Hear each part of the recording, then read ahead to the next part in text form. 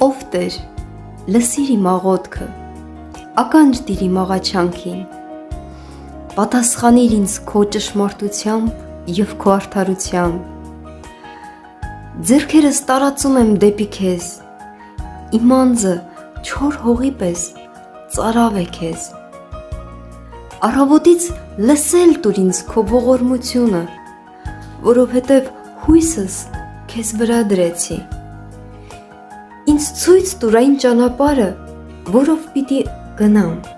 որովհետև դեպի քեզ եմ բարձրացնում իմ անձը, Տեր, ապրեցրու ինձ քո անվան համար, քո արդարության համար իմ անձը հանիր նեղությունից,